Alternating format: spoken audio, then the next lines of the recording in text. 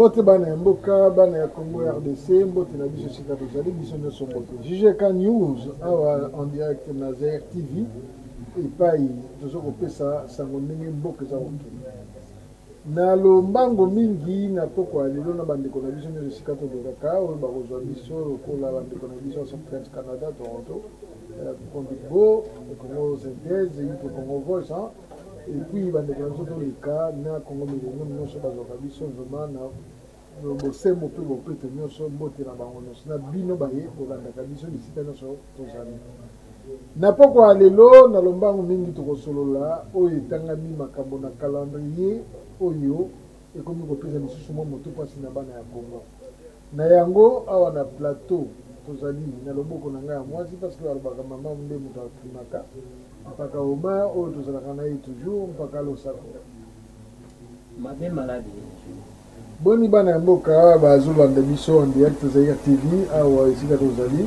bisika nyonso na mokili mpona baye balandaka ZR TV oyo esi bango أعوذ بالله من الشيطان الرجيم بسم الله الرحمن الرحيم يا solo totoni nzambe mozambisi ya likolo na se na ye moko nzambe nde moto asali lelo toloba na bino topesi na mbote na bikelamu nyonso oyo euta bongo na mboka bongo bipai nyonso bozali na topesi mpe losako mingi na bapandisango na oyo ya lokuta na oyo ya solo bipai nyonso to bozali mpona mokolo ya lelo boyebaki Congo ezali ya biso mpe kotikala ya biso mais eloko oyo tozoloba na bino boyoka lelo ezali ke toboyi na biso basene politike toboyi boya kodizibe basene politiki na bato oyo bozwa na Kinshasa lokwa bamouton toboyi na biso ifo botika biloko wana maintenant ezali ntango ya bakongole koyeba eloko nini tokoki kosala na barwandais na baugandais na baburundais na batanzanien oyo bayokota na biso na Congo nde nazongisi malobe bana matondo nini mpaka en tout cas matondo na bana ya mboka ndeko na ngai alia esali bokanga losako na yo mpe ndeko na ngai Jean Guy Kikamba bana ya mboka bazotala biso lelo na ZR TV napesi nano na biso nyonso esika bozwami mokili mobimba kobanda nano esika touta na Congo ti oyo nyonso tozali éparpillé na mokili napesi losako na biso nyonso et puis nasengi tofungola miso na matoyi tolanda ya solo tolanda losako mpe na bino bana ya mboka bakoko baloba esika matoyi ezali soki ekomi koleka moto na suki seki matoyi wana ekomi matoyi ya lape eza susu ya moto te moto matoyi ezalaka toujours na se ya moto mpona koloka malamu mpe eleka malamu alors lelo na poko ya lelo na banza bandeko mingi tobandaki kopotana awa ezala na bachaine mosusu tolekaka mpona makambo oyo etangami baélection débat ekoma depuis un moment révolution populaire mentale ndenge mpakobaka plaidoyaka mingi na nkombo ya bana Congo soulèvement populaire oyo barésistant bacombattant mingi basalaka nini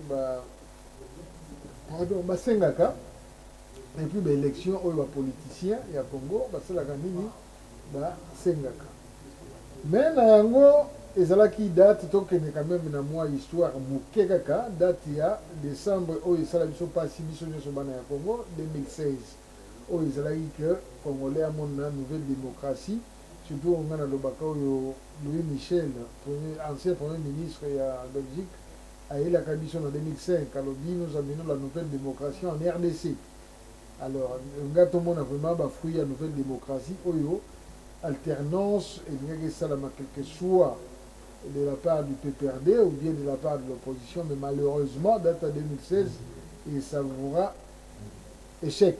Il savoura comme échec mingi, comme dit souvent le Konanga là, Goumoko amer, n'était balolé mon abisso. Nayango, naïki kopé sa mission 2017.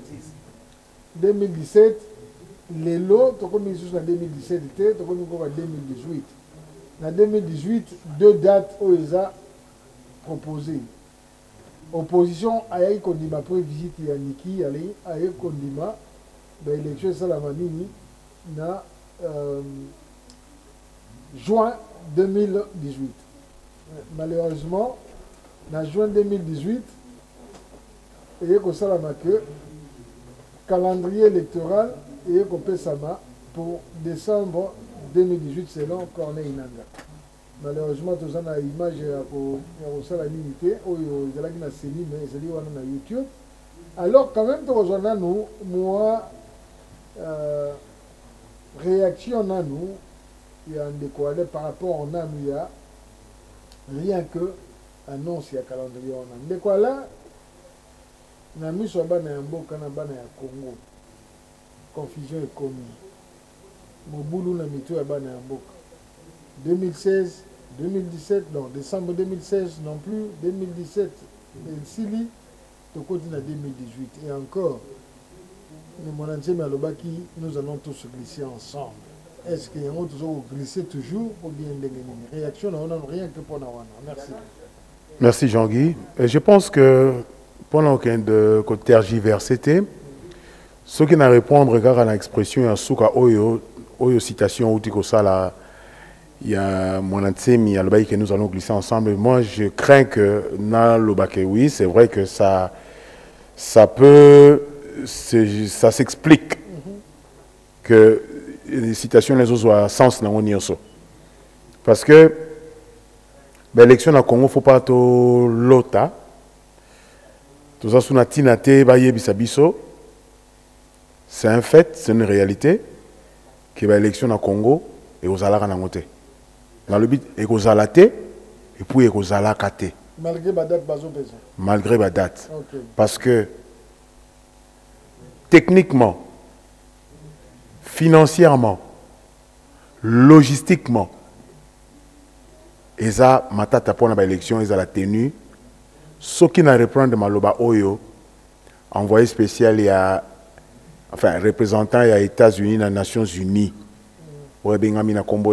Madame Nikki Haley, a Congo justement pour clarifier, pour rappeler les politiques congolais, la majorité présidentielle au pouvoir, qu'il y a urgence et ceux qui vont organiser l'élection, bien, c'est là aussi que cette femme-là, un bon diplomate. Il faut voir deux sens. Un bon diplomate, pardon, Niki tanga outi ko s'entretenir na kati, ndenge to mona biso sur babilili to zomona, abimi libanda telemi na esplanade wana, nanga wana na pembeni na ye.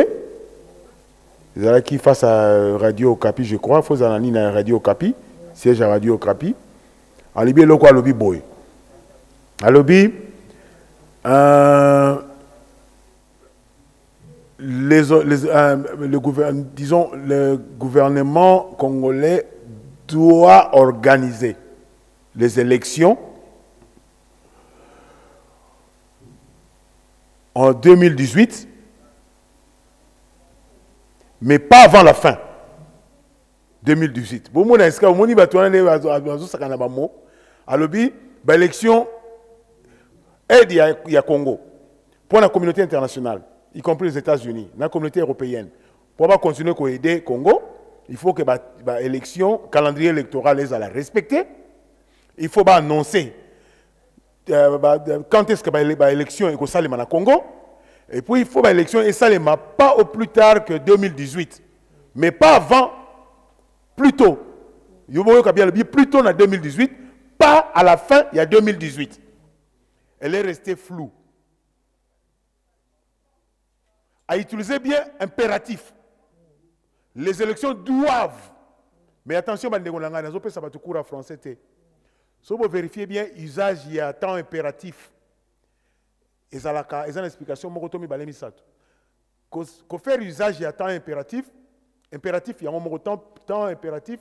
Et ça a une forme, il y a ordre. Doivent. C'est un ordre formel. À ne pas discuter, il faut exécuter. Et puis, usage, il y a temps impératif. Et ça rappelle la forme, il y a osa ko senga, osa ko prier, osa ko faire sa conseil. Et puis troisième, il y a usage, il y a temps impératif, et ça rappelle qu'on recommande. Dans le binabino, attends, que les élections doivent se tenir indirectement, osa ko senga, osa ko talisa, que le gouvernement faut organiser l'élection pour éviter désordre.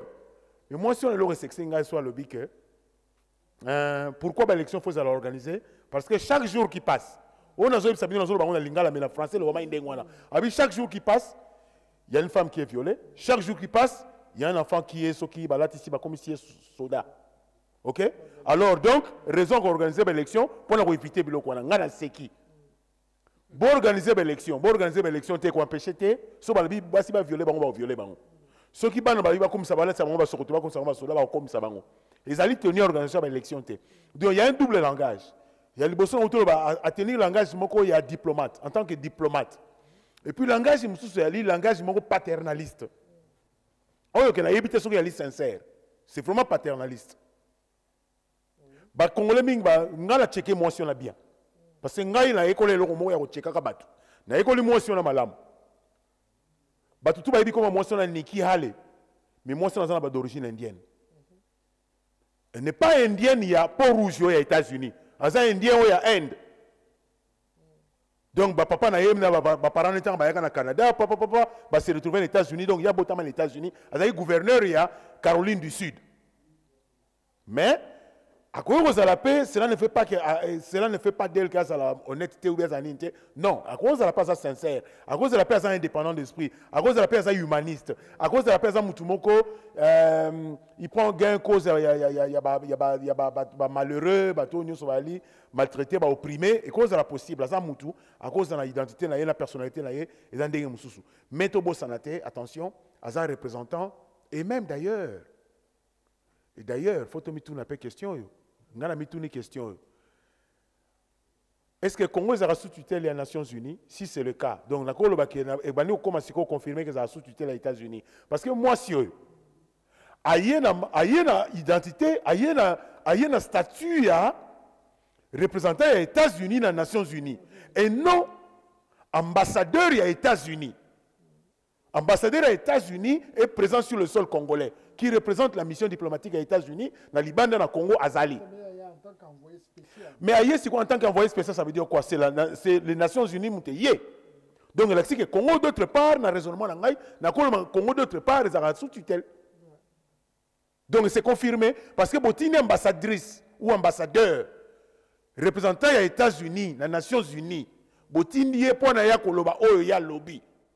Donc c'est les Nations Unies. Donc les Nations Unies, nous allons soumis. Parce que les Nations Unies, c'est la mission, donc, ce que les mieux dans ce qui concerne le conflit, non, mais il y a là où je suis peut-être pas d'accord. Pas là, personnellement, mais la logique, on est que les Nations Unies, à cause de la présence physique à Batunaï, sur place, on a une mission. Mais pendant que l'élection est la tenue, tous les Nations Unies, ce que les États-Unis ont utilisé le terme, combien même sont d'accord, partenaire. Ceux qui partenaires sont aider partenaires.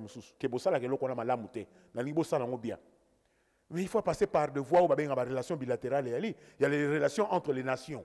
Si l'ambassadeur est aux États-Unis, ou à sur place à Kinshasa, pourquoi pas passer par les États-Unis, à passer par les relations, dans la logique, il y a relations bilatérales. Donc l'ambassadeur des États-Unis, diplomate, ambassadeur des États-Unis, Moutou, a pesé de tout son poids, mais pourquoi dans le cas du Congo? C'est là où ils ont jeté un flou, trouble sur sa côté. Donc, cette femme, elle peut aussi être sincère. Parce que on a checké moi si on a bien, à cause de ma conviction personnelle. Mais. C'est vrai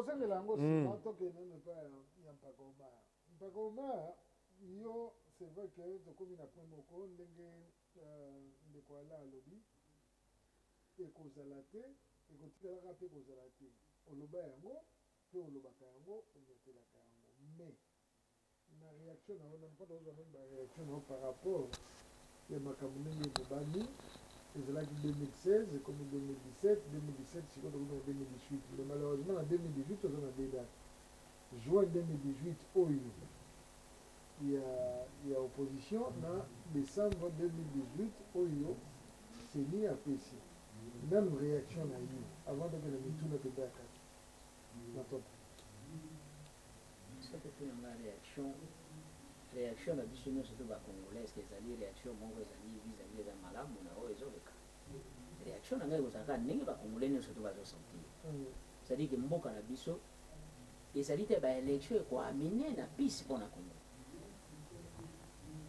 bato oyo na réaction na ngai ndenge mwasi wana ayaki mwasi wana d'abord depuis ka indien akoma na motema malamu nazoloba kuna baindien bayokana kisasa indien azali moto ya kokota enfer indien aza na motema mpenza ya malamu te ya gloire te même obotami kuna na états-unis mais qui empêche que mwasi wana oyo ayaki wana aza na sa indien neti indien azalaka moto malamu te réaction na biso ezali ke ozokotisela biso bato wana bokotisa biso baindien na nations unis ndenge nazosala parallélisme na leki na ngai ndenge azokamba na nations unis mais soki réaction na ngai ezali ke nations unis akoma na congo lokola ye nde moto acréa congo et ça continue mwasi wana moto oyo aza mokonzi kuna ya bapeacekeeping aza indien ozomona donc baza na corrélation moko oyo ezosalema ke baélection même na congo ndenge tozozelaka baélection ce n'est pas le temps que Congo a organisé baélection ata bango balobi bayebi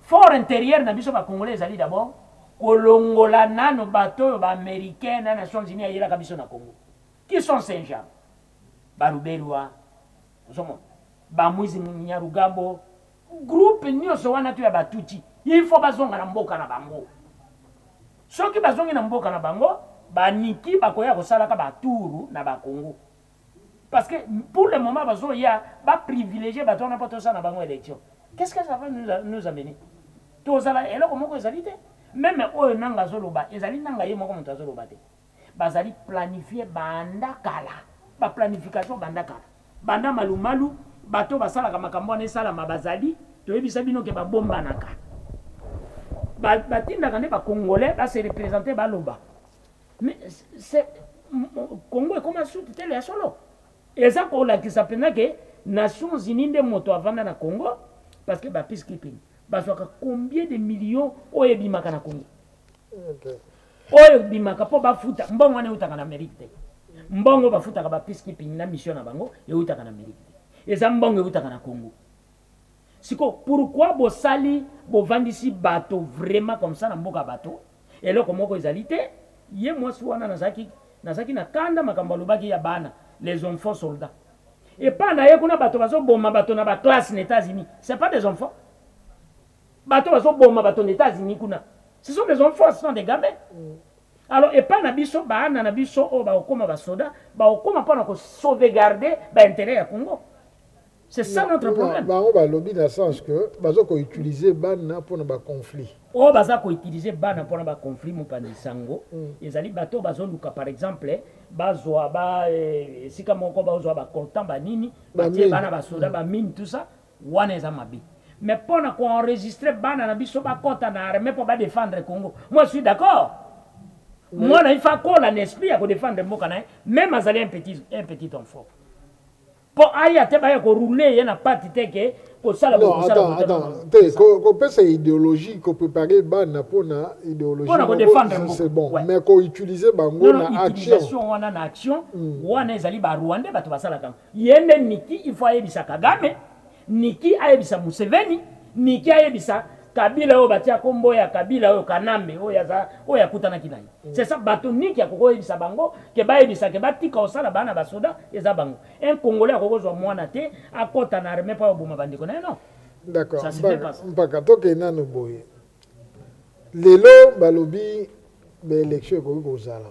Et puis ndenge ndeko ale asengi enfin pardon expliquer awa alobi que ba sengi yango mais d'un ordre quand même diplomatique poli mais ezali mibeko epesamaki lolenge tozokende na yango soki lokola gouvernement congolais asala yango te parce que déjà le fait que ndenge basololaki na banza soki tolandi baimage oyo totalaki mikolo elekaki na lingomba oyo bazalaki mama bazaiba eve bazalaki na Pierre Lumbi na Félix Tshisekedi balobaki nini porte-parole maman Bazai balobi et makambo ya lobby ezali lokola oyo aussi toyokanaki tozwi ligne de conduite mais biso tokoloba na peuple est-ce que bayokanaki lolenge moko ou bien bango bazali lisusu na mot d'ordre mosusu bakopesa na nsima nalobi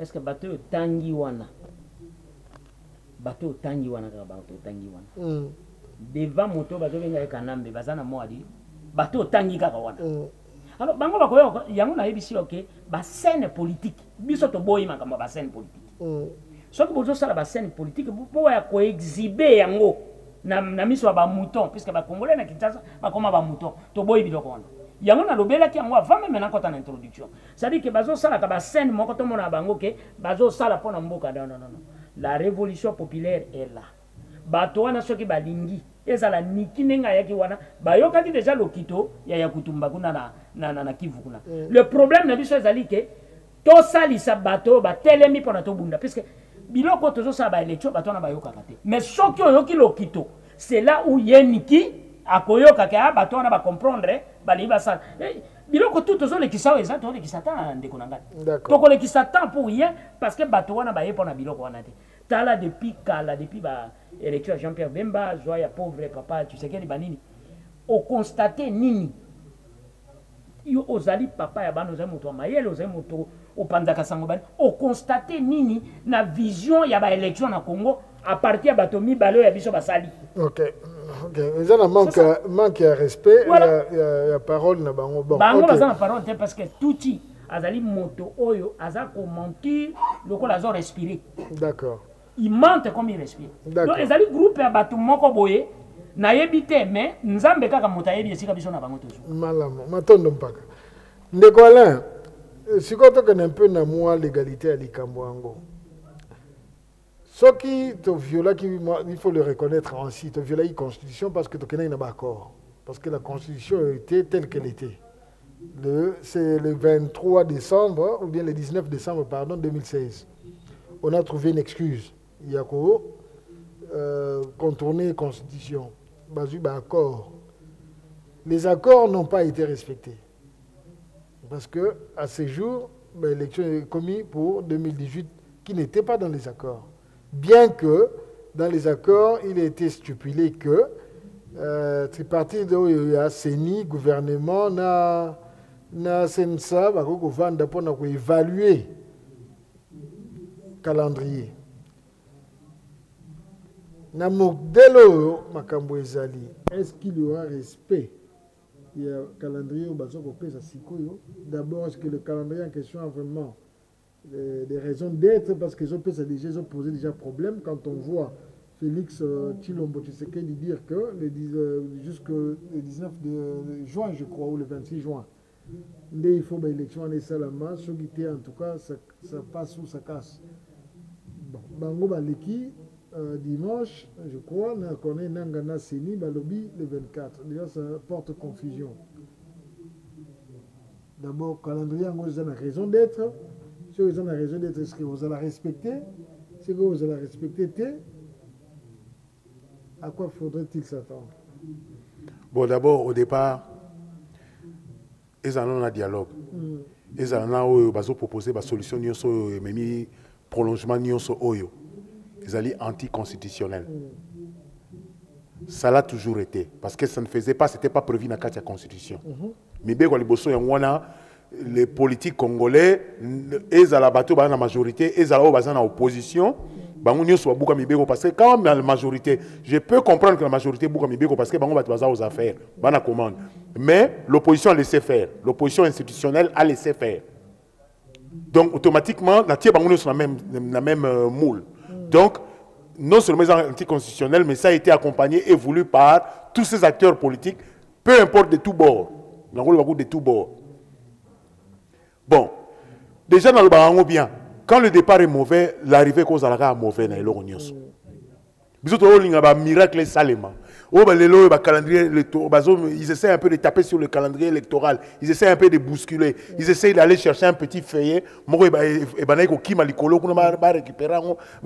revenir en haut. On essaie un peu. Non. Les Félix Tshisekedi peuvent tout dire. Ils peuvent tout dire. Les autres peuvent tout dire. Déjà, Makamboza Mabé. Départ, nous sommes faussés. Les règles du jeu, ils n'ont même pas respecté.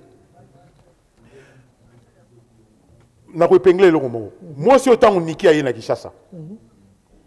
Aye pour à rappeler tout le monde à l'ordre. Que ba élection tenue ba élection. Akutana na batali boso nani groupe ali boso akutana na bango za bata opposition. Les 4 mousquetaires au totangao. OK? Akutana na bango. Tanga sisi akei kutana na basango na basango na opposition mususu. Et puis après akokutana na Kanambe. Étape à Liboso. Makamo Oya Sola qui na les 4 mousquetaires wana. Les 4 mousquetaires baloba lo mona ba congolais. Ti le baloba te. To yebite nini baloba. Mais baloba qui va promettre que baloba na peuple ba baloba na bango lo mote. To yebite lo nini ba solo la ki kuna. Bon, Kanambe, je n'attends pas de mieux et pas Kanambe, il y a le bagage qui est l'élection. Il faut à Roloba. Nga bato na cause na bango un peu plus intéressé na yoka bango puisque naza supposé dans le même bord na bato les 4 mousquetaires na bato ya opposition. Mais curieusement bato ngai na koki koza à côté na bango, ils ne m'aident pas non plus. Ngai pas Alain en tant qu'Alain Salé, mais ngai en tant que peuple. Net bino na le reste à peuple, la population. Sikoyo. So na landi niki, na zongeli niki. Nous avons analysé maloba niki nenga lobaki tanga bimi libanda na telemi bota la bien longue ya nanga moi je entends le bilo moi le que il y aura pas d'aide au-delà de 2019 les mots sont clairs hein? Au-delà de 2019 ceux qui ba élection zali tenuité Congo n'a rien à attendre na aide ya Nations Unies il y a États-Unis d'Amérique il y a communauté internationale et puis européenne blablabla na talimba la moko body language ya nanga a français ba style na. C'est comme si na yebite soki nanga sa surpris la phrase wana. On dirait que il s'est senti bousculé. Deuxième moko on dirait ba forcer la main. On dirait ba forcer la main. Bozonga les sous ba congolais botala na YouTube, botala motion na déclaration le 27 décembre. Octobre pardon. 2017. Tanga bimi a terminé banda nino wana zoloba. Nanga na pembe na ye. Tanga lobi phrase wana. Alobi au plus tard l'élection il faut ça en 2018 mais pas la fin. Nous avons insisté dans le mot yangate. Pas la fin à 2000. Donc la fin c'est quoi? Il y a prévu c'est le calendrier le 23 décembre. Il sera le pas la fin. Donc à boy date moi sur les États-Unis, à boy date le 23 décembre. Donc il faut seulement au plus tard en 2018 matikali vague. Bon, côté Moussou Soupé na rôle baké et ça le connaît moi sur la bois qui va bien un ballon de Selikolo. A bois keli ba congolais, biso ba congolais. Ozomona, a bois keli biso ba congolais bi bon ceux qui bolé qui date le 31 décembre 2017 on est à binomoro. Boye ba jouer na malobo nga na zoloba. Ya moment tout à l'heure on a le bandele na intro na ngai. Na ba que cette femme faut zo maloba na deux na ndenge mi balé. Ya liboso elle a parlé en tant que diplomate. En diplomate elle ne pouvait que s'exprimer ainsi. Bon sikoyo ceux qui aux yeux la dimension na mususu que on dirait ça qu'on fait des appels de pied dans les Congolais. Les Congolais qui a le bien. L'élection, ça ne m'a pas au plus tard 2018. Ma pessi moitié. Ok, quand on insiste un peu sur. Il n'y a pas insisté sur le respect. Il y a un accord, il y a Saint-Sylvestre, donc le 31 décembre 2016. Qui dit que ceux qui ont élection, dans zone élection, ceux qui ont élection, ils ont tenu la fin 2017. Il faut saigner na bande qu'on a on a CNSA na banini qui CNSA ils qui à l'époque normalement ils à l'image il y a monsieur Chen Tshisekedi wa Mulumba qui était le président ba revendre na pouvoir prendre ça nini ko évaluer nini calendrier sikoyo CNSA et comme presque au CNSA normalement les lots et comme la tendance au yotoyebi. Ce qui est l'andi logique, dans le moment où tu as commis déjà novembre 2017. Même ce qui est l'objet, tu as l'élection de l'eau. Tu as en 2018. Raison peut-être il y a on a qui date exacte. Ce qui est aujourd'hui, il y a un lobby que ce qui est le cola. Ba lobby ba sala nini ba récolter ba donner nyonso ba USB ba nini ero qui n'était ba mars au plus tard ba 18 mars je crois quelque chose comme ça Mais alors, ceux qui ont récolté, bah, donné en mars. Ou que ma candidature est déjà donnée pendant que la récolte ne pouvons-nous pas aller en juin 2018? Mais écoute, juin 2018, c'est premier. Bongo recensement dans fin fond et à Congo.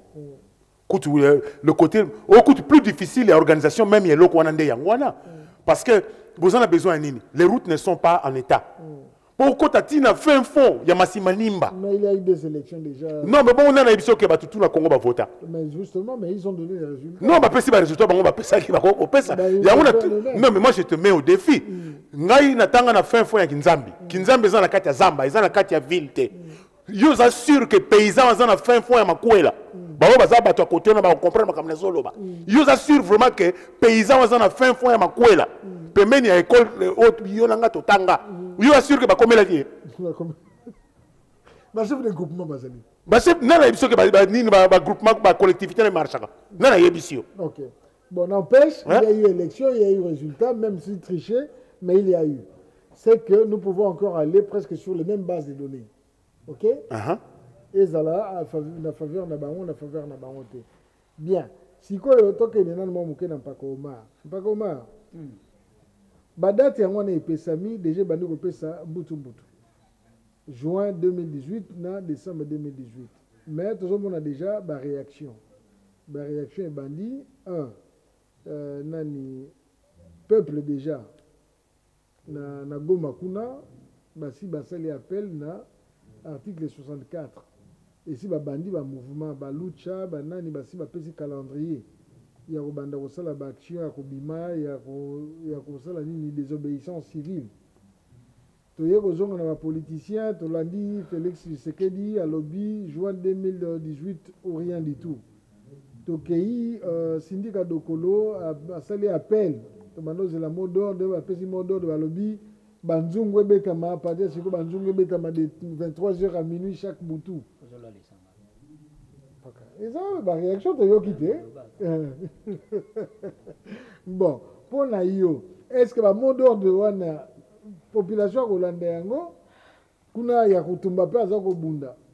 Na lobby ya pourquoi biso ba congolais tozali penza sur na biso mokote na obe bato ba monela mais sur na biso mokote parce que mais non parce que biso tozoluka mutu moko uta Amerika obe bisa biso makambo ba élection ba non tolongwe kuna na mpaka tozala na ba élection ba politicien réaction ya ba politicien n'est-ce pas mwana ya mboka mobembe oyo azali mwana ya mboka oyo pe ba bembe baza na conflit munene balinga ba Rwanda te ba ebininge na bango abimi asimbi bandoki yo zo yebisa bato basala batambola wana Kinshasa babeta bango masasi mais yo zana ndeko na yo azana Kivu asimbi bandoki alobi bo edeye jangi bato biso ba congolais toza wapi est-ce que biso penda tozali bato oyo ya solo basala na mokili ou bien tozali kaka bato moko nde babandolo baba parasite parce que mibali batelemi bayebisi bino bandeko na bino ke nous sommes les vrais congolais tolembi na makambo oyo bo ede biso bo tela biso maboko na likuta ya pamba moko toleisa bandeko na bino tosala mosala oyo banda toloba makambo oyo ngana yo tilelo congolais azoluka makambo élection oyo bakofraude ndeko na biso Emmanuel asalaki mwa geste wana uti fona pe na pesa ko rapport de kasalaki yango donc na kopesa o geste na yende ko Emmanuel na Leeds. Merci mingi Emmanuel yondo kanisi mais soki bato nyonso bakanisa ki ndenge wana lelo bazolo babana babima babeta manzanza na Kisasa mais tango bakofungola moto bana bakufi nani sikoyo azana raison nani azana to that's manzanza banzungu wana za manzanza te banzungu kasi nzungu ezaka manzanza pe ka ndenge mo OK soki babeti yango etoboki baolamba mais bata balamba nini est-ce que bato wana bayaki na mission ke bazela kabino bobimisaka bato na nzela mission na bango eza ndenge wana te et puis tozozongaka toujours na babiloko moko répété mbuta Tshisekedi molimo na eza na kima akufaki awa après ava ya kokufa bato bakende kozwa na aéroport yo monaki na moi nani azobeta masasi ngai mémoire na miso eza ndenge nini ko biso tozali bato bie toza bato te nani aza kobeta masasi na moi ye niki wana azalaki kuna na Nations Unies amonaki te akoyo loba lelo ke bana bakota basoda amonaki ndenge basoda ya Kabila bazobeta masase kanambe ya baoboma bato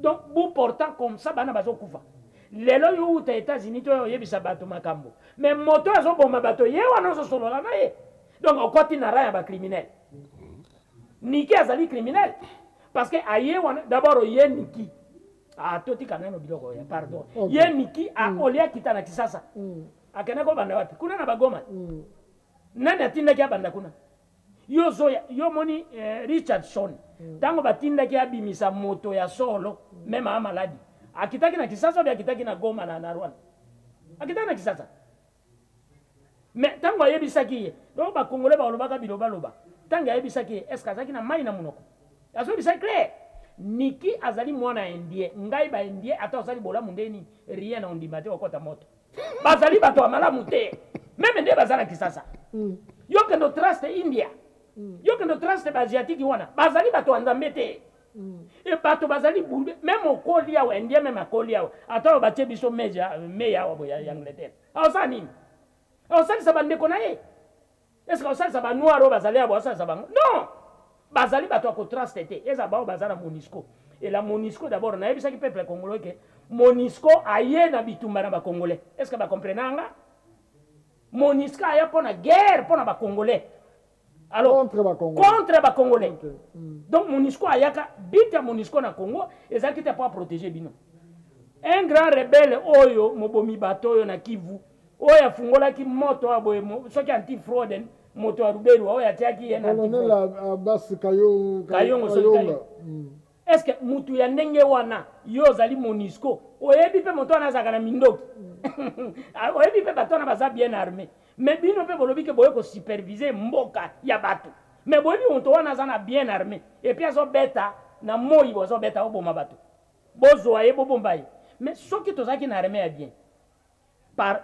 exemple ngai soki nazaki wana naza commandant ya armée congolaise tolingo beta na moto wana na Monisco parce que bozali ba receleur moto wana azali grand voleur ouais na bino na Monisco bokozwa basase et puis beaucoup fi bibembe après ba ya kobenga na CPI OK pour CPI wana za ba congolais d'accord le problème ya congolais azali faye ba ennemi na ye ton ennemi est l'Amérique Amérique est ennemi ya Congo Amérique okotinda mutu te na Congo aya obongisa Congo parce que moto ya liboso oya bebisi Congo c'est l'Amérique la Grande-Bretagne otovandi et puis la Belgique ce sont les ennemis du Congo konemi ni bango bakolinga bino boza malamu bakopesa bino makambo malamu merci beaucoup donc on dirait toza na milimo ya batu te soki toza batu il faut toyeba makambo ezoleka OK ndekwala nani merci mingi na mama Ani à partir ya nini ya Allemagne kuna tutindeli ombote mama Ani Alina mama Ani muntu merci mingi na yo pe lokola merci wana za ndeko na nga vraiment ouf ya ndako vraiment ouf d'accord merci beaucoup merci tozali pena du peuple normalement il faut dozoyer pasteur Chabani Soni à partir à Libanda na téléphone bazomeka kuna na registre ceux qui azali à quoi intervenir du peuple ngonga ezali wana soko intervenir nde tozongi na ndeko Alain par rapport ya lisolo na biso poko lelo tout en passant ici après passage ya Niki allez balobi que opposition et sangani il fallait basangana basalani to moni pe réaction ya monsieur Jean-Pierre Bemba à partir à CPI atindaki lettre appelant na unité ya opposition bango mo balobaki que F Bazaiba azalaki enfin azali porte-parole ya opposition isa réunie. Il y a une chose qui a été dite normalement na banini respect à accord ya Saint-Sylvestre exigeant élection ou bien transition sans Joseph Kabila qui est au pouvoir actuellement. Mais il semblerait que, et ben dit que ça la moins division dans la opposition parce que les MLC se dirait contre une transition sans Kabila. Nous devons justifier unité Mokoboye tout en étant dans ma bord divergent, ou surtout les bases même, il y a unité en haut. Et c'est seulement Togo le bac. Il y a eu l'unité dans la opposition. On va faire une déclaration, on va le dire cette fois ici, va s'engager, va faire l'unité. Moi, je n'ai pas besoin de Mouta Yebi Sangaï. Ngana jujara ba fait na o ngana zo mona. Bokolo banabino nyoso bolingi, mais ngai soki na moni oyo ezo salema contrairement à ndenge bino bozoloba. Eh ben, je suis en passe de dire na roloba o na moni. Tiens, écoutez. Union opposition, il ne jamais comme ça. Ce que Zalaka, ce que Zalaki, n'andimite que Kimbuta kwa Ozala, son abani na loin. N'andimite que Kimbuta kwa diriger gouverneur, à quoi diriger ville à Kinshasa. Partant de là, ok. Et puis surtout continue ma place, et puis surtout Taliba volte face à Batou. Olivier Kamitatou qui était de MLC. À comment approche à pouvoir. Étiquette n'a pas payé banarate, ceux qui vraiment l'ont pas MLC officiellement, à côté de côté Okuna, Toyebité. Yves Kisombe qui était aussi de MLC, Aza côté Okuna. José Makila, Aza côté Okuna. Ntingi, Bato MLC, Bato a favorisé Nani Alekana. Donc, si vous allez entre Bangoula Bango, François Mouamba, la liste est exhaustive. Donc, il y a donc. De grâce, moi, on a une question, on a déjà réponse. Donc, il n'y a jamais eu union et opposition exacte. Oh, Madame Bazaïba, Azoloba, on a peut-être qu'on racoler les pièces. Il y a puzzle. Comment elle peut racoler du moment que la Félix Alobi, transition sans Joseph. Mais on va commis contre l'initiative, enfin, principe, on a opposition sans Joseph. Transition, pardon, sans Joseph. On va limiter transition avec Joseph. Bon, malheureusement, dans ma partie, Dieu, heureusement d'ailleurs, dans un cas, donc, dans un mal placé pour répondre parce que question est tournée il faut la mouvement à yebi ce qui se passe dans la maison dans la partie où on a nyoso na kati.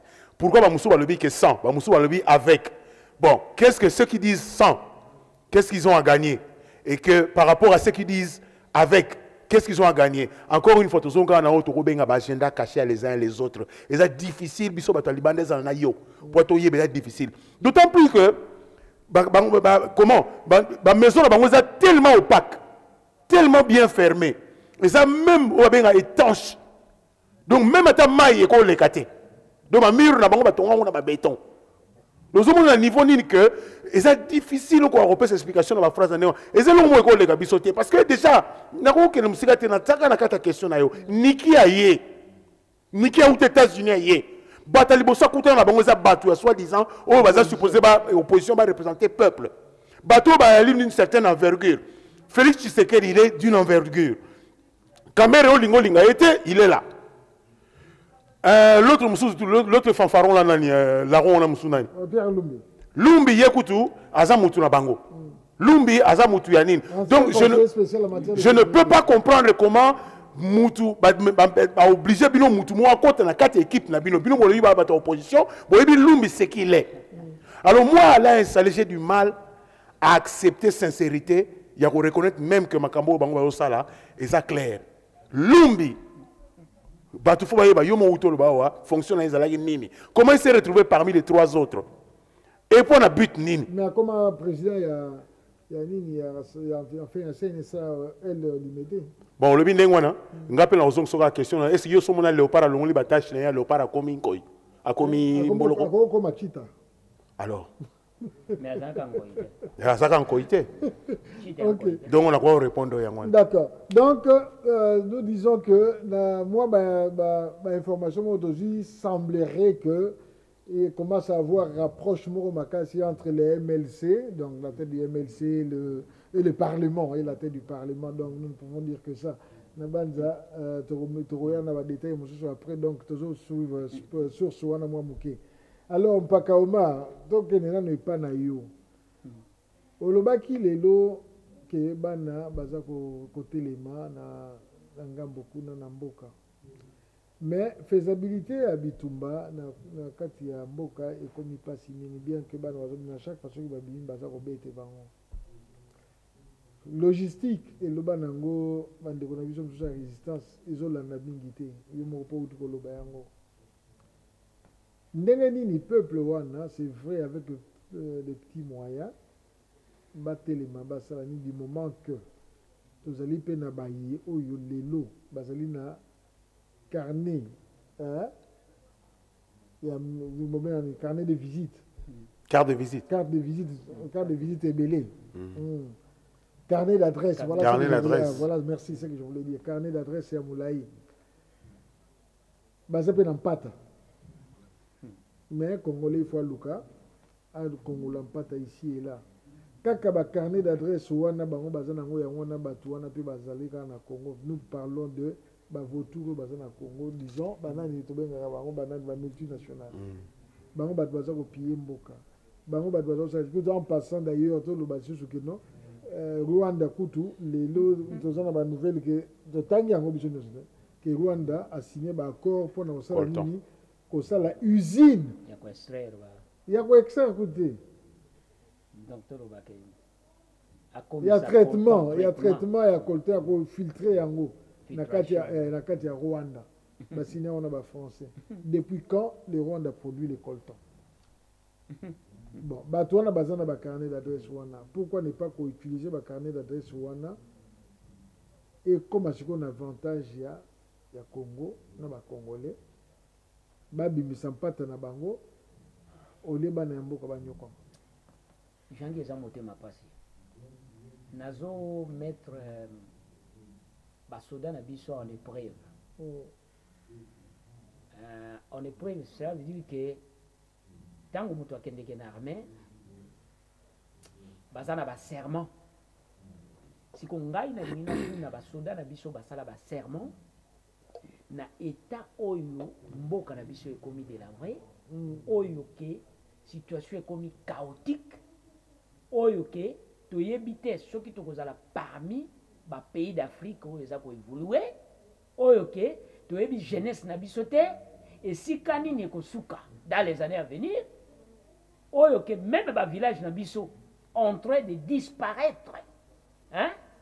Na yebite soki biso na kati ya Congo tozalaka na armée na lobi Zaire soki bato wana bayoki maloba nga naza koloba et puis bazali bato balapaka ndai na ndenge ya biso ya baminoko na biso pe balobi tokokufa po nikolo pe babima libanda de jeunes na oke mutu moko azoloba ba biloko mo bizarre na ba média na lobaki ba média mensonge tout ça, hein? Baere ba mensonge ba média mensonge. Yo soda ezali état d'esprit. Soda ezali ta moto akomi koko. Ngana mona na Irak papa moko mukolo azana liputa na kalashnikov. C'est-à-dire que armée ezali état d'esprit ya mutu. Mutu nyonso akoki kosimba mundoki pe abandi pe na ba soda ba komo bunda bitumba. État d'esprit etindi. Mais ngai na kamwe mingi na ebele ya bato Mobutu a formaka. Webi eloko yango ezosalanga même qui formaté oyo Zaire est formé. Oh Zaire, voilà. Contribuable. Voilà. Merci beaucoup pour le rappel.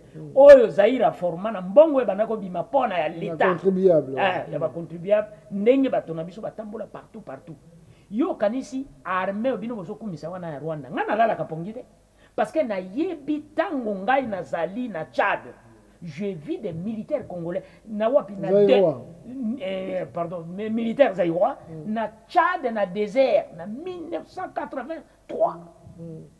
J'ai vu des commandos au Baza qui résistaient na désert. Mais les losos qui na monique, ba Rwandais bazo kumisa bango. Ebe zo sala nga pasi mingi.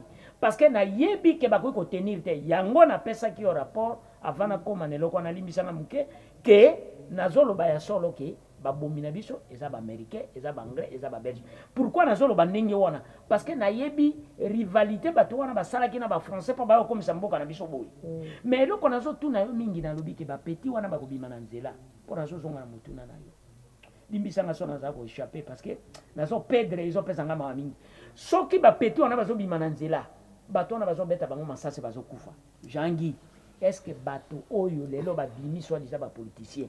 Bon. Est-ce que bana mbongo te? OK. Basana mbongo te ya ko assurer que yo basaleli yo dégâts yo que ndolo ba bato ba bima na nzela. Ngana zana mbongo donc ozolinga te même oza politicien te mais soko lingi mboka na yo. Oko bimisa motante oyo ekoki ko servir ke bon na yo ki pe bino bolobi ya bwana ba soda banini banini.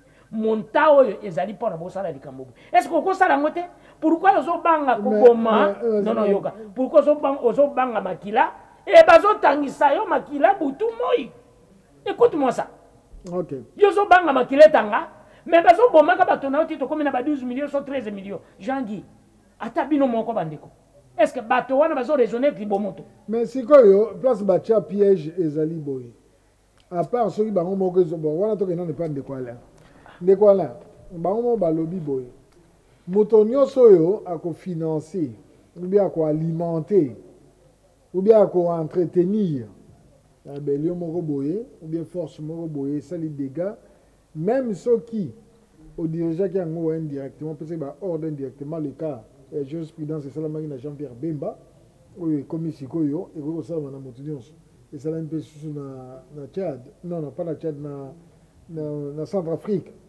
ke bakoki kokanga moto nyonso oyo asali apesi baordre indirect surtout soki oza chef ya nini mais soki tokokoma wana mais soki ekomi na cadre oyo ezokoarrange bango bazosala te lelo soki lokola badirigeant congolais oyo bazali na mwa bamoyen badirigeant te bacongolais individu oyo bazali na bamoyen pour ne pas citer les noms ok balobi bafinancer publiquement ndenge mpaka omar azoloba bafinancer bamouvement ya révolte bacongolais. Est-ce que cela ne pourra pas komema bango na accusation oyo toyebi ya crime lobi ba komona na banini? Est-ce que message oyo ezopesa message diplomatique te pona koyakisa kaka congolais que non le sort est entre vos mains peuple en tant que tel azwa nini na ye? Et pourquoi il n'y a-t-il pas un seul mutu lokola on le dit clair et net que non bana mboka botelema bozwa oyo nyonso boza nango nzungu soki nini soki okobamba soki otokisa mai otokisi mpona kopanza. Pourquoi on n'a pas une seule personne akosala? tozongana na mutu moko abandaka eloko wana mutu moko alobai ke le Congo est attaqué aza apilé à 2 mètres na sa mabele comme on est Laurent Désiré Kabila. Laurent Désiré Kabila lobi tant bateau o ba memaki ye o ba compagnie qui eti aya na Congo bakanga bato ngo ba Rwandais bakanga bango sikoyo déjà à partir à wana balobi que azako appelé na nini na incitation à la violence et puis contre le Moutou Moussoussou blablabla. Donc il n'a jamais été écouté, il a demandé même de l'aide des Nations Unies au soi-disant supposé protéger le bateau. Le peuple basali en détresse. Ayokana quitté. Car Congo est spécifique. Congo, batubayebi histoire même Congo bien dans le sens que batubayebi parce que le Congo représente na kati ya concert à la nation oyo ya monde. Les grandes nations du monde pour na bango Congo même la histoire sont remonter la histoire. Congo ezali lokola bilanga moko boye ya ba européen ya mindele nyonso. Bakufa. Baby Congo wana eza bilanga moko oyo to benga mutufa kote mutako kote abima era lingi. Léopold II ba yebisaki ba biki yoza wana po kengelaka. Léopold II a qui sentinelle ba mindele nyonso. Quand je dis mindele en termes clairs, toutes les nationalités à mindele françaises, belges, britanniques, américaines, australiennes, canadiennes, blablabla. Donc Congo sont représentés bilanga na bango bite kuteku ya masango ya bambala ya banyo nyonso ko imaginer ba diamant banini muta kota muta bimandenga lingi yo Léopold II ali yo zali sentinelle Sinzili. OK? Donc le Congo n'appartenait à aucun mundele, appartenait sinon à bango tout. Logique on etikala tilelo oyo. Biso ezala yo jangi lengo zawana paka Omar bandeko nyonso ne to ali na ba congolais tout boyebaka biso to futela na Congo. Le Congo n'est que biso de nom. Le Congo est un bisoté. Voilà la logique. Nous devons changer de mentalité. La logique oya bango le Congo biso to zali kaka ba futeli. Ba figurant. Benga ba kombo lingi. OK? Donc biso to za subir la loi du plus fort ya loi ya Lyon. La loi de Talion. Alors, ceux qui biso to ani ja comprendre le loko wana, c'est aux déjà pas. Et puis ceux qui quand on comprendre était. Qu'on comprendre qu'on aider biso sikoyo, to luka quels sont les voies et moyens ya kobima. Ya ngoto ko kobima kaka na boumbu wana ke ceux qui te parler d'une seule voix. Ceux qui te le que omoni batu baye bakate richesse on nzamba tia na mabele batu nyoso mukili. Moi je suis plus intéressé na oya mabele na Congo. Plus de 450 ou 40 ou 70 tribus oyo vani likola mabele ya Congo. Et ça richesse mobimba. Et ça richesse mobimba oyo que ceux qui biso to vandi to raisonner, to le bo biso nyoso to parler d'une seule voix. Biso tout oyeba que ba différence na biso, différence ko changer en différence à mutuali, différence à mutu. Mais cette différence entre eux ko se servir nango pour na to converger. Ngaso na zo reconnaître que Jean-Guy, ce n'est pas pour rien que tu t'appelles Jean-Guy, moi je m'appelle Alain. Donc c'est déjà une différence. OK? Bon, so na yebi différence na mais différence zo pexanga te ngana yoto za na bomoko. Donc, je dois accepter cette différence-là. Toi, tu dois accepter cette différence, mais tu dois vivre en harmonie. Ceux qui, on ne peut pas vivre ensemble. Mais Babikolo na Congo, c'est cela. Basala guerre depuis siècles et des siècles. Ceux qui tirent l'autre aux Zalaka, c'est que ces gens-là ont eu une façon admirable de revivre dans la communalité, dans la harmonie. Donc, moi, j'en appelle la harmonie des peuples. Et il faut habiter Bisso. Tu dois comprendre que dans une phrase même si on a un mongo, il y a un mouyanzi. Voilà. Même si on a un bayanzi, on n'a jamais bayanzi na Congo. Même ceux qui na linga bambalate, na ulonga bambala na Congo te. Même ceux qui na linga ka bantandu te, ba luba te, ba pende te, ba chokwe, ba bembe, ba muhemba, ba onyo so na ko kanisa ba mbuza, ba libinza, na ulonga ka bango jamais. Mais là où il faut ba na ko intéressant zali que ceux qui na lingi bato wana te. Mais puisque na ko ulonga bango na te, comment dois-je faire pour vivre en harmonie na bango? Donc je ne peux que accepter bango. Et puis non, au moins il y a des gens qui sont bien, qui vivre bien. Nga tanga na mutuka ndena utoloba mais natangi na bandundu na kizambi. Yo ebipe bien ba côté wana, puso za originaire côté kuna. Oso okena ba côté ba kwilu, umati ba likolo côté ba yanzi.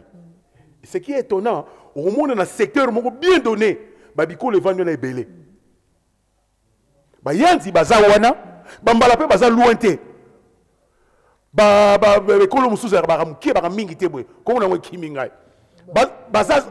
Badinga voilà. Basaka mkie. Bango tu ba fandi sika moko. Mais soki bazali batumo ba yokana raté. Mais les basila na kala na robomana. Soki ti lelo bazali, c'est qu'ils ont trouvé une façon de survivre. Quand tu ne peux qu'accepter l'autre pour na boza la bino en harmonie. Le place na ba na osuka yangwana. Maintenant l'harmonie fait bien des choses, donc il faut qu'on respecte la limite ya moninga na exigence na tout en étant complémentaire.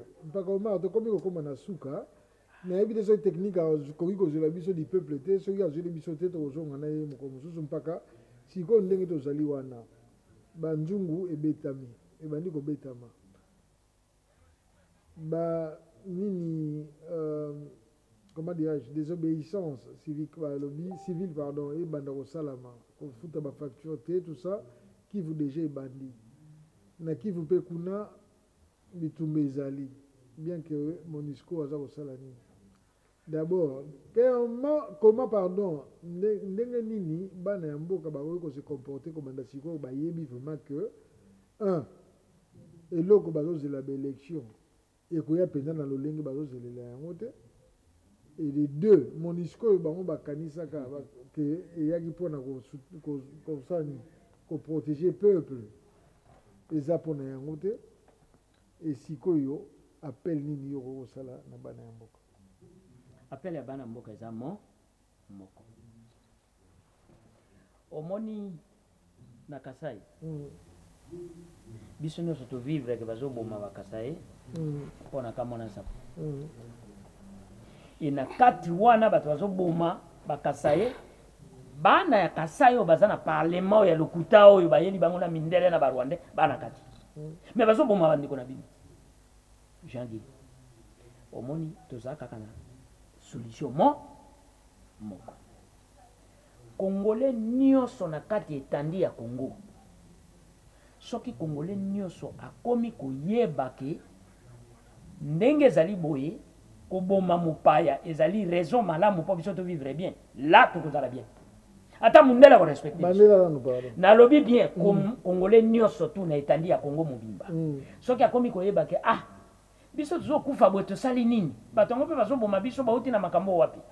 Tango ba Congolais bakoyeba ke koboma mopaya na mboka na yo ezali très utile koleka na babiloko tu wana ba Congolais bakovanda kimia na mboka na bango na mabele. Mais tango Congolais azomona ke mopaya ye azui ye lokola ke mutu moko ayeko bikisa ye tokotikalaka bakoboma biso ti mpe tosibi.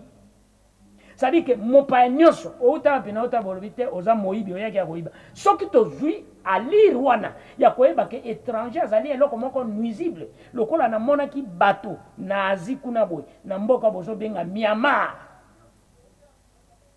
Birmanie oyo boyo kaka Birmanie pona zo sukisa wana ke bato wana oyo nino ba Bangladesh bakende kuna de millénaires bavanda na bakoko na bana na nini bayeba tumbi bandako na bango nyonso balobi ke bozangi mboka te bozonga na mboka na bino. Nations Unies bozolo baba bipola oyo baza kuna ba Nepali ba nini ba India ba nini o bavandi wana bato ya solo bato bauti na ba place ya pola ba nini ba ye wana na Congo. Mon frère tala tozolo ba po tozo mona te tango zo mona bato na Kivu baza na Zamba batiki mboka na bango bakono mabele bakovanda na Zamba yo moni Nations Unies azoleka bondeko na yo beta masasa akufa o zolo ba bozolo ba kono ba pekisa non tozali na self determination biso il faut to sala et loko balobi na mokilike la révolution populaire, c'est-à-dire que mutunyo surtout il faut se défendre. Défense yango ezali te kaka ndenge tozomona yo zana mbeli oza ko défendre yo zana ba flèche na oza ko défendre o moni ndenge ba bomaki bato kuna na kati ya Kasai na kamona sa même des enfants yo suko solo bato ba bunda te pona nini basala bo non mundele soki amoni anguema ba Congolais et comme na niveau ya ko boma ba étranger mundele to ko bongisa makambo ya après parce que même yemo ko mundele va kufa et comme j'ai que comme que Congolais nyoso azana Kinshasa ezala mundele eza bato tu bazo nuire mokolo mboka ozana droit ya ko se défendre devant mutu wana bakokanga yote mpaka pardon mutuna moko bakokanga yote motuna moko tu as le droit ya ko défendre babele na yo parce que ça ne sika moko ok kitana ni motema mpaka avant de zongela ndeko alenga kosukisa yo lobi mopaya nyonso oyo aza ko nuire bango mingi en général bazo nuire si pas directement indirectement mais to moni un culture na biso comme assimilé na oyo Asie ba shop ba nini comme lokola Chinatown partout to comme komona bana na biso ya basi ba comme okende mingi na ba paya wana ba comme kobota na bango to comme komona même eloko yo tozoko condamner ba pédé na biso ya Congo parce que ba pédé ba comme belé na Congo ba comme ko préférer ba asiatique wana ba India wana et puis il ne s'en cache même plus ba pédé wana koya ko lukabana mibali na mboka na biso sikoyo batu oyo Congolais assimilaka na naïveté nyonso ondima na passivité nyonso ndenge nini lelo ako se révolter volte façon comme na kanda ako se révolter parce que révolte yaka lokola ndenge basalaka lotoko motayebi na distillerie ya lotoko na bamboka ezali bongo na batibe pe mai na yango ekitaka muke et puis tango ekitaka muke na mulangi suka nango mulangi ekotonda wana ndenge moto aserevortaka te d'un coup boyebisi bango batelemino baza koemagazine baza kokotisa un jour bashop ozoloba wana baindie ekotumbama c'est pas l'idée ya mino ya lobaka bokende baindie mosusu bakufa na Kisasa eza bachinois eza baindie eza bato nyonso eza baarabe moto nyonso to aza na Kinshasa ayaki po anuire bato tango yango mokili mobimba bakomona ke Congo eza so esika kokende te ezali yango na bengaka la révolution populaire, c'est-à-dire que émancipation et révolution populaire ezali ke même mwana muke ayebi kaka ke bato bayi kosala biso mabe c'est sanga na lukaka ke eloko wana ekota yango na lobaka la révolution mentale, c'est-à-dire que mentale na biso soki esukwami révolution populaire ekozala eloko moko instoppable yo lobi ke bato baza na force donc ba na force te na force mboka lokola Congo dans tous les coins du Congo soki bato nyonso batelemeli bato Mais même MONUSCO, tout le monde a pakata. Nous sommes ça. Ok. Maintenant, mingi pakoma. Ndeko ale. Tokomi ou tokomi sikoyo. C'est vrai que les étapes, ils ont à chaque chose, étape moussous. Mais pendant tout le banane, nous stopper nous, ma B où ils ont ça la classe politique nabiso. Il y a comme ça la tension t'es intérêt, il y a beaucoup d'intérêt à peuple. Parce que mingi vraiment bazo qu'on se taire, sinon bazo qu'on ignorer en gros. Comment le peuple devrait qu'on ça la nini, qu'on réagir dans le moment où yo et cible na bango gros la nini aboutissement du peuple congolais dans le moment où yo cause la nini. Bon, il y a plus et ça sous les lots mususu au lobate carte ça ina pour na ngai carte ça na déjà moko depuis kala. Peut-être que batum mususu toki na bango la même longueur d'onde. Malheureusement pas na biso ba congolais biso tozara jamais la même longueur d'onde. Et loko ne comme ça nga. Ba mususu ba mingi ba na retard. Mais mieux vaut tard que jamais. Carte Zara Moko. Il y a carte à révolution populaire. Il faut pas bimana balabala. Mutu se saisir na eloko okuta na ngona ero wana. Soko ozui pa ozui pa. Soko ozui mbeli ozui mbeli. Soko ozui machette, soko ozui libanga, soko ozwa tono tona mayo tono sima na kat. Mais yango na ngana koma wana. Eloko le bosso ya li nanu que tozana soit mususu te et puis soit ezalaka na ngo pété. Ezalaka il faut révolution. Mais révolution basala ngo pe boité là où nangana comme place yo ningi moi moko anticiper. C'est que réussite à œuvre tout ça il faut ça bien organisé.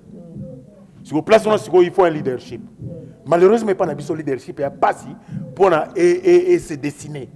Et pas na biso leadership et ça c'est tout un problème. Tout un problème. Faut-il causer la leadership on a na yébité. Est-ce que faut-il qu'on s'en passe dans le leadership? Na yébité. Est-ce que le mouvement est sans leadership? Bien sûr que non. Il faut leadership et ça là pour nous canaliser bien fort. Parce que ce que leadership très vite le camp d'en face, donc l'ennemi, peut vite récupérer la situation et puis il y a ça la répression et comme une débandade. Parce que dans ce cas, manque de leadership et conduisant à l'Oguana. Donc, ils ont 5 manabiso. Ils ont 5 manabiso que Toluka, Moutou Oyo, a Monique Azalina, ba compétence ou ba qualité à leadership, ba Monique Bazalina, tous on a leader politique Oyo, ba ke ba ponema po ba kambayo nanga. Wapi bango, que font-ils? Voilà. Okay. Avant aussi ça, parce que tu as un mouké, bon, tu as un bimbote et où tu n'es pas un maman Nabiso. D'abord, maman Françoise Makwana, en tout cas, mbote pas na yo, ndeko Chibota Evi, mbote pas na yo. Maman ni mutu alobi boye. Na banda oyebi yango bien, alobi tala lokola na Katanga, gouverneur ya Libanais à Koma. Donc, je peux répondre rapidement. Bon, on appelle ça maman Nyoswana, donc maman Françoise, maman Chibota Evi, voilà, na motu na yo, maman ni muntu, na roloba boy. C'est vrai que ça passe, na monaki ya mona sekaki. Na monaki loko wana, quand on ndenge biso so moni yango na Facebook, ça fait rire. Balobi na biso ba nommer les biso ministre provincial chargé na mine et hydrocarbures. Balobi la biso nini balatisi na kombo ba katangize batie comment ba katange. Pour comme quoi que ba comme c'est ma congolais. Et ceux qui ont été balobi la biso ça fait 30 ans que avant d'Arakuna. Si quoi est-ce que nous sommes justifié que il faut pas comme ça y est la place wana parce que oui, nous sommes d'accord. Mutakoz à l'étranger comme na mboka mo ba umeli a saleli mboka wana a kokipe ko comme na place moko boye. Gouverneur à Londres aussi dit. C'est possible mais attention, là où je ne serai pas d'accord avec maman Ani Muntu la nanga très bien. Dans le but que vous pas na yo, dans le but que vous douter nango. Non, mais il y a zo condamné nango. Tozo siko la musa bande ko nyoso ba congolais va comprendre loko. Moi je suis contre cette histoire là. Il y a nomination à Moutouana parce que Congo n'est pas différent de notre pays africain. Pourquoi c'est différent? Parce que bamboka na biso zali ba pays moko tala ba logique ya ba création bamboka na biso. Yali ba création non artificielle, tala ba frontière bamboka na biso. Tala ndenge ba kata ba peuple mo ba kati en 2 en 4. OK? Et ceux qui ont été, bamboka na biso comme passoire. Et ça la kanango passoire depuis on a ti les ba passoire. Donc il y a un pays stable. Ceux qui botiki et l'étranger attendent 50 ans dans un pays qui n'est pas stable. Un pays qui est fragile, qui a toujours été fragilisé et qui l'est toujours. Et un pays où on est vulnérable. Pour l'instant, il est d'accord que Moutandengo yo azalanani. Mais par contre, batumsu nazo sekayango bazo comparer. Balobi oh non, batumsu bazo banaliser comme d'habitude ba Congolais to banalisaka. Balobi oh non, Obama azara Kenya, Kenya. Balobi Obama Kenya. Balobi na biso papa Kenya. Balobi na biso sikoyo président musuko mona kiminga balobi kazali étranger. Mais eloko ngala kamwaka 1 de 1, Obama n'est pas Kenyan.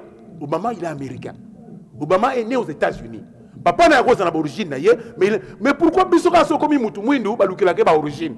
Mais pourquoi ba jamais que président Clinton ne peut pas être d'origine irlandaise? Pourquoi ba pas peut-être Reagan peut être d'origine irlandaise?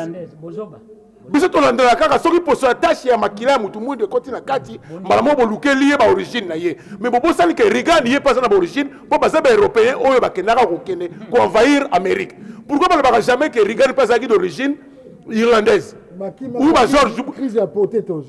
Tikana on est allé bisoter. Le problème est que tant que bozolu ka origine ya mutu moko boye. Voilà, balobi Sarkozy d'origine hongroise. Mais nga pe na za intéressé na yeba pe que France peso ba président musu d'origine polonaise ba alaki, ba d'origine ba nini musu ba alaki. Pourquoi ba tanga bango te? Donc 1 ba pays yo ba koyi ko zo ba président ya ba d'origine étrangère. Ba président ba kozo ba pays yo ko zo ba président d'origine étrangère. Pourquoi ils ont un problème mingité? Parce qu'il y a un pays stable. Et il y a un pays contrôlé.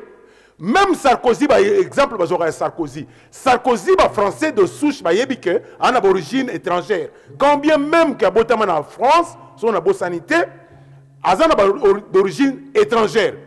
Il y a service, il y a sécurité, il y a France, et là, il y a les coussins. Les coussins. Jour et nuit. Même en Angleterre, tout le ministre d'origine étrangère, MI5, le service de sécurité, Awa, MI5, MI6, le service de sécurité, qui est le territoire en Mboko, sécurité en Mboko, il y a Michael Portillo, le ministre de la Défense, il y a Thatcher, il y a d'origine espagnole. Alors, on a peut-être à l'aise, mais on a mis tout comme étant le Liban, on aller venir. On n'a jamais la confiance à 100%. Parce que quand on est étranger, on reste étranger. En cas il y a conflit à Espagne, contre l'Angleterre, bien que moi, je battre le point à Espagne. Donc, les Libanais, à plus forte raison que, d'abord, qui Congolais n'a dû à quoi? Qui Congolais les a dû à Ketoïbi et les Libanais, Congo. Les Libanais, ce sont des grands bâtoitiers des ordres, parmi les bâtoitiers des ordres de la Congo. Ce sont Bango. Bateau, trafic, il y a or, il y a diamant, même trafic, il y a organes humains. Ce sont les Libanais, même un passeport. Donc, Maman Annie, on est sur le même monde. Cet individu, je ne peux jamais accepter que Abako Misaye n'a fonction régalienne ou un commissaire. Ils ont une fonction Moussoussou, on peut s'arranger avec l'étranger, simplement pour des raisons, il y a sécurité. La fonction Moussoussou, il faut dire qu'il y a Mboka. Mboka, on va les Congolais de souche.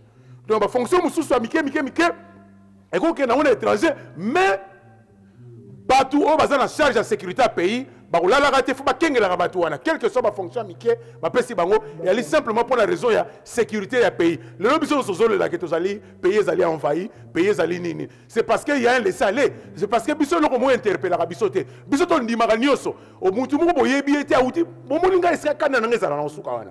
Oui, bandeko, bon, c'est quand on est là. Mouto bino bo benga na ebité peut-être maman ni po benga ka indengo yo benga président ya Congo ponga na yebi ke Congo ya la présidente o yo benga président na yo yebi kombo na ye mais ngana yebi ke na Congo il y a pas de président mutu moko boy qui sort de nulle part nulle part bato tout ba yiba konzina tangu wana ba yeba ki kazali étranger mutu moko te bato akena na San City ngai mutu ayebisanga phrase wana na téléphone mwana Etienne Kabila mwana Désiré Kabila Laurent Désiré Kabila azanga na San City ayebisa biso mpaka Omar oyebi yango bien alobana biso eloko alobi ke tangu baza na kati ya salle balobi mutu nyonso ali étranger abima barubero baza na kati ya salle bakongolais nyonso na bapapa nyonso boyebi oyo bazali na kati ya salle de vrai congolais bayeli na kati ya salle mutu moko asenga départ ya baétranger bayeli na kati ya salle te barubero batikala babizima batutu batikala bavrai congolais de souche balaki wana botala esika bokufi na biso ozalaki botala esika bakanambe bandimaka teke bakozala légitime esika nini moni origine ya esika kanambe azwaka bagalon na ye nyonso azwaka bagalon na ye na San City esika congolais moko te alobaka ke avant masolo ebanda na sale oyo nyonso ayebi kaka congolais te abima awa mutu moko aloba ngo na bacongolais te yango kanambe esika avanda na pouvoir ti lelo oyo d'accord tokende pa mpaka mbangu nayebi moke na ndeni esika komi wana ye Laurent Désiré Kabila akufi ntango akufi mpo na ninga naloba eloko yango meolobe bacongolais tu basala mabe bani mais ntango akufi banani bazalaki bachef d'état major général na ntango wana aza na prison bon est-ce que ngai obomeli ngai ndeko na ngai nazoloba ngai naopesa exemple moko simple comme ça ngai obomeli ngai ndeko nayebi ke akufi soki ya solo nayebi ke sushi wana yo moto ozalaki mpe na complicité wana est-ce que ngai nakotika yo vivant non bapapa bazalaki wana bazali ebele wana bapapa ya katanga banini bazalaki basoda bagénéral banini bakifwa banini tous ces vieux là est-ce que bolingaki kotika mpenza imwa mwana moke oyo ayaki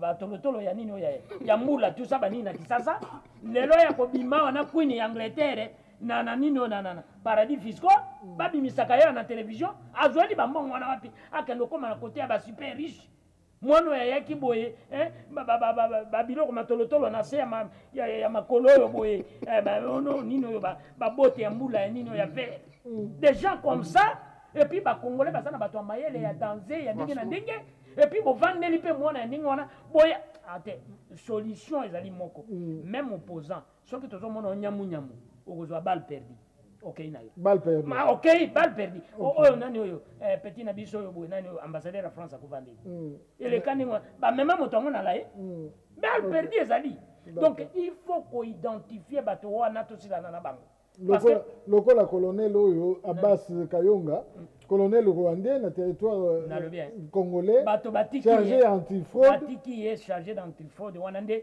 ba minéraux leki azoloba kio ba komo salila kuna kasi ye moto atindaka bakari ya minene balori wana ekendeke na Rwanda isalaka ba ye wana antifraude wana et puis moto atie ye Ruberwa pona zongelo malamu soki bazokangaka ba faisait de guerre yango ba criminel bani criminel moso aza wana Ruberwa mais otambola ye soki mwasi na bino ya utaki ya India na utaki Amerika amonaki Ruberwa te po ayebisa makambo ya bana oyo bazokota basoldat pourquoi akendeke pa Ruberwa te koyebisa ye ok d'accord matondo mingi ngonga na biso komi presque na suka noza na ndeko boto bakata lobi solution etikali kaka wana ya koboma merci beaucoup ndeko mbote mingi oyebi pena message bakata ekoteli yo message ekoteli d'accord merci mingi tozwi pe malheureusement na suka pasteur du peuple Shabani Soni azalaki wana azwi biso mais son technique ezokokana bien po aza na libanda ya mboka lobi je vous salue tous pardon à cause des difficultés techniques je n'ai pu participer à ce forum partie remise donc à koyamba la ciment yango pe tozalaki na ndeko Max awa oyo il fallait partager na biso ndeko Max ekoli liongo oyo akozala na biso na forum ekoya pe mpona makambo oyo puis makambo ya choko makambo ezebele ya kosolola tokozala awa nani Zaire TV epesi mwa baposibilité tosala mwa social mpe awa tokobongisa yango en passant nalingaki napesa coup de chapeau na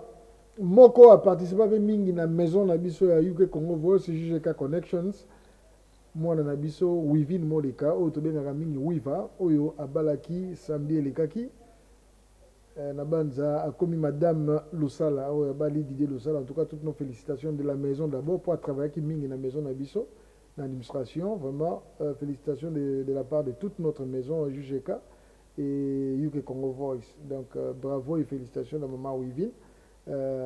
Lusala Sikoyo, vraiment, droit du cœur parce que au Salagi Moussala n'a monté maman qu'on a maison pendant des années. Vraiment, ils ont été s'engopés pour Nangaï à Koya. Kozala wana ko participer na bonheur na yo vraiment nzamba pambola yo okende liboso oui mon le quoi ça tete ya mwana ya mole Timothée OK na yebi sensibilité na yo merci tete na tuli mabete ozo prêter na intention na tuli kaka na yebi sensibilité kwa komo na yebi yango na ya politique ya oza jumelle jumelle il y a précision Léonie Payaki Koya donc ça va c'est quelqu'un qui a travaillé avec moi. Enfin, dans mes services. Et puis, dans a déjà annonce à mon ennemi, félicitations, peut anticiper pour un de nos techniciens aussi, Claude Ngoma, Oyakoba, la Sambi, Oyo. Vraiment, félicitations, peut que nous sommes les bien, Ndele Kenemalam. Jean-Marie Tobandi, Pekuna, ici, Kazali, Afrique du Sud, Maxi, bien-être, Salapé, Moussala, et Kenemalam, était comme Malam, Mukuna, en Afrique du Sud. Alors, Nabino Baeboti, Kali vraiment, Longe Makuka, Ignace Zengamambu, en tout cas Michel Saona, na Bandeko Nyonso, et Sengo Mingi, na technique Lelo, Tozalaki, na Zaire TV, et puis Ndekonabiso, Alain Mochipa, Yuke Congo Voice, na VN TV, Tozalaki na Bango, wana vraiment Sengo Mingi. Ya kozala na binonde to mona ni mbala sima to bongisa bobo sana te kolonda biso na ba nzela na biso mususu surtout vendredi to kozala na actualité de la semaine bobo sana te to kozala kuna nzamba pambola bino nde to komi na mbala sima matondo mingi merci na ba invité na ngai Alain et Salé Bokanga et puis mpaka Omar Bakalendo na ngai moko sans oublier les grands pétroliers na biso Lucien oyazaka na biso JGK Omiko nzamba pambola biso mama Léonie pe na Congo kuna. Et si vous avez mbote na yo. Matondo mingi. Bye bye.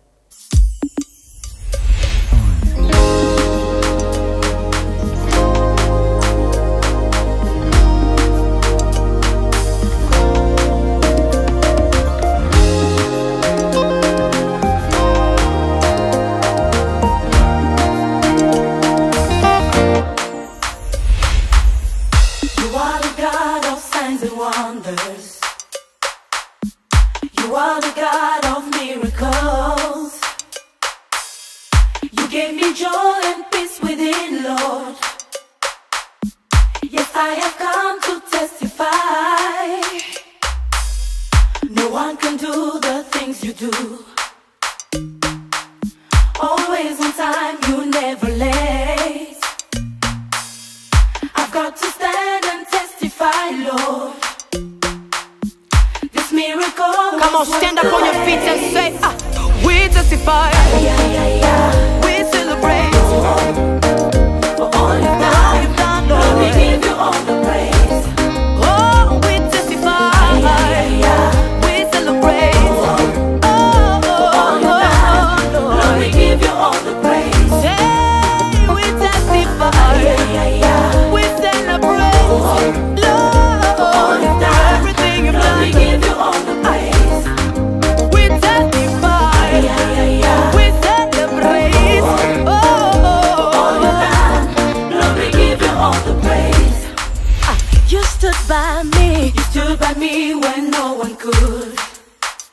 Come on, say you are the love. You are the love that never leaves. I am here to testify, Lord. Come on. Of how you took away my shame. Now listen. You made something out of nothing. Hey, I can't deny your love for me. I can't deny your love for Lord, me. I'm in a loss for words. I'm in a love for My life is not the same again. We testify, we celebrate for all you've done, Lord. Lord, we give you all the praise. We testify.